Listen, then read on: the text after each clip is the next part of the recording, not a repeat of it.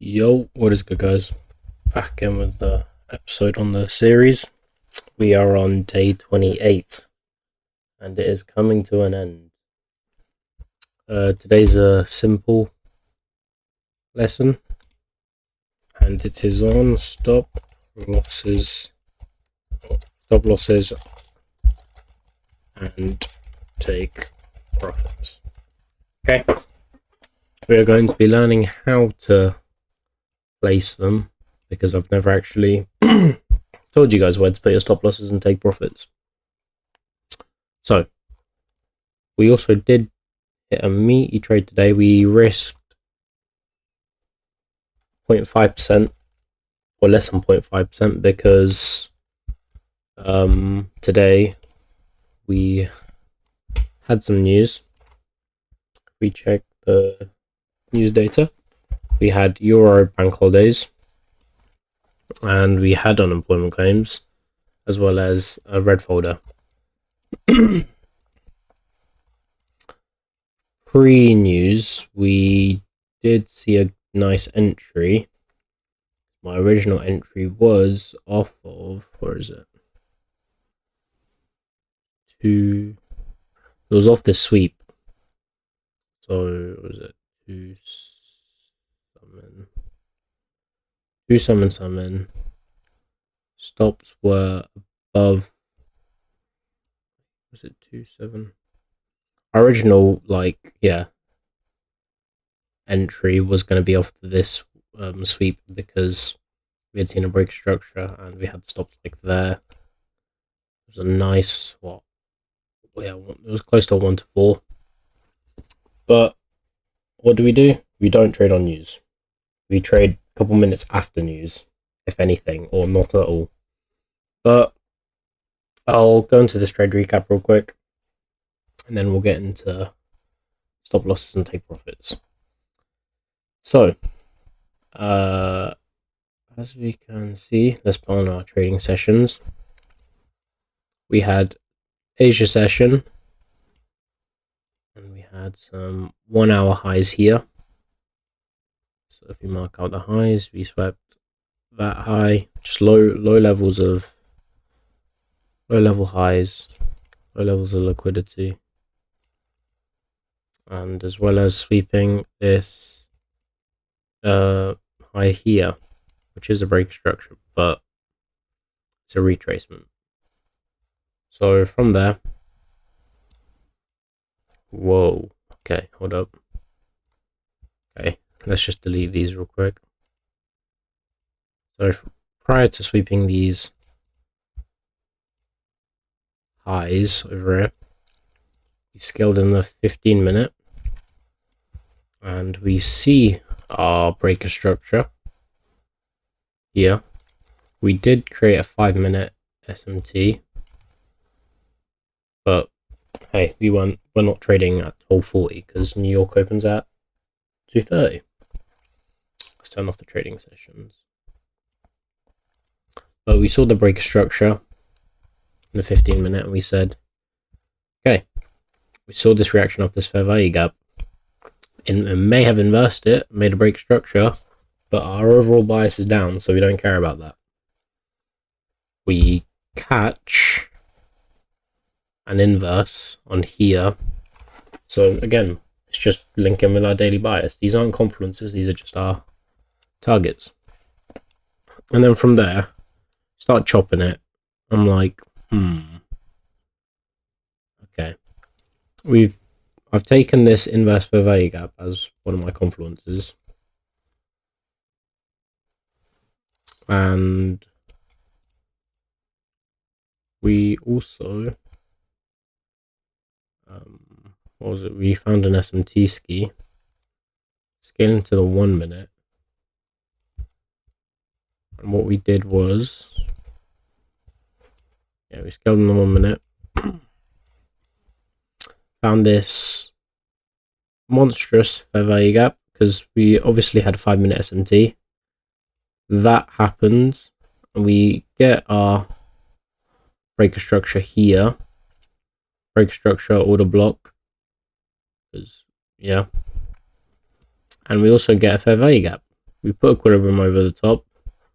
Like, nice, okay. Let's just fill as much of this fair value gap as possible and then we'll enter. Get a nice entry.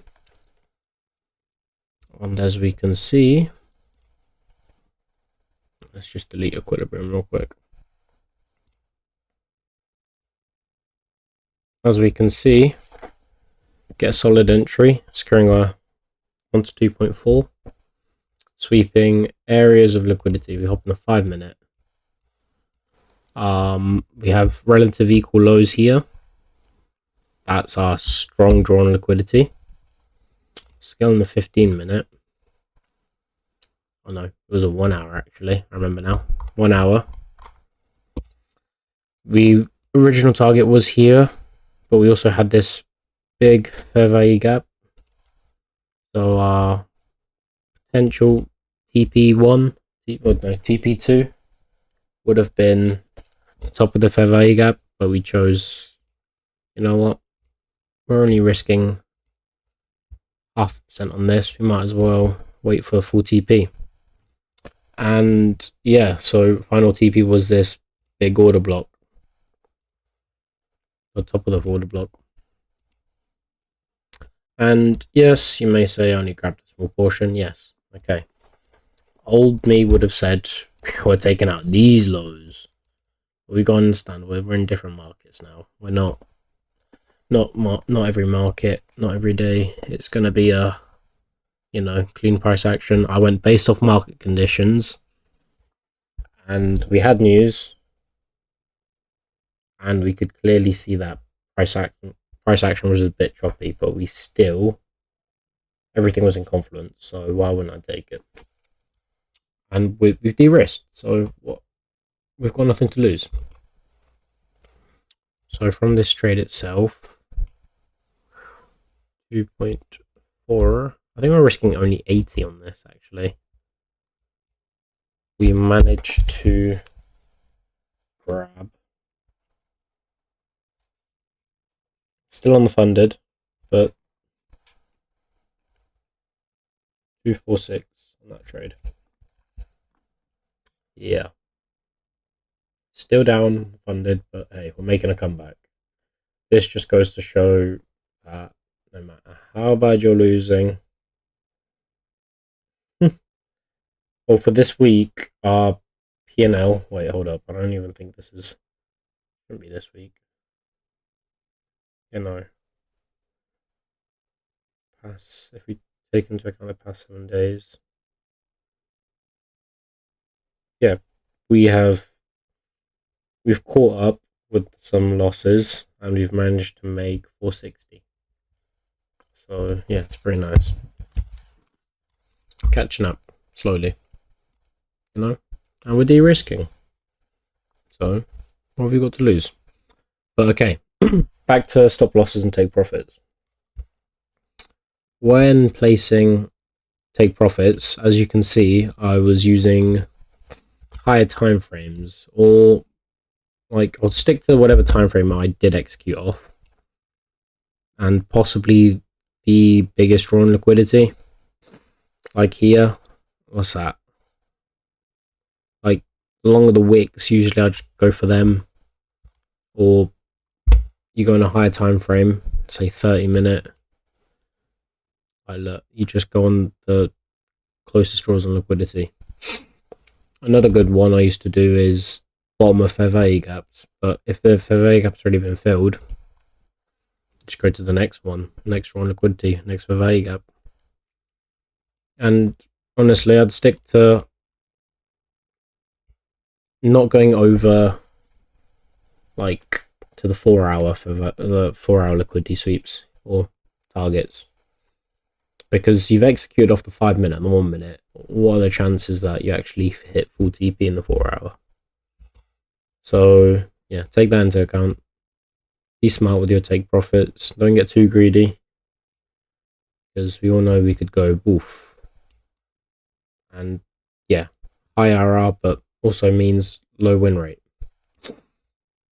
And with setting stop losses, whatever time frame you execute off the 5 minute, you're gonna either put it above the 5 minute confluence, which I sometimes do use. So let's say I'll put it to be safer. I now put my stop losses above liquidity sweeps, or at the liquidity sweep. I'll just give a bit of room for spread, because MetaTrader and charts obviously have a different, what do you call it? Yeah, they've got some small difference.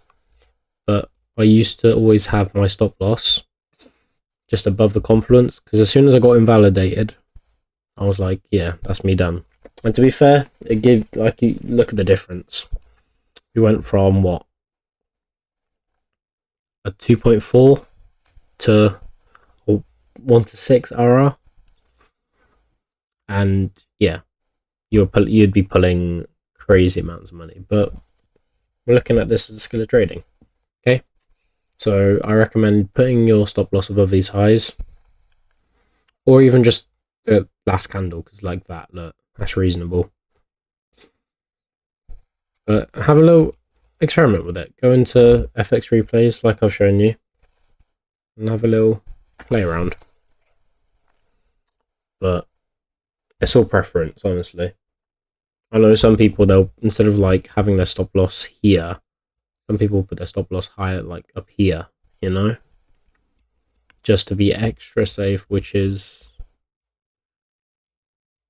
what, the most recent, not even the most recent high, because the most recent high is here.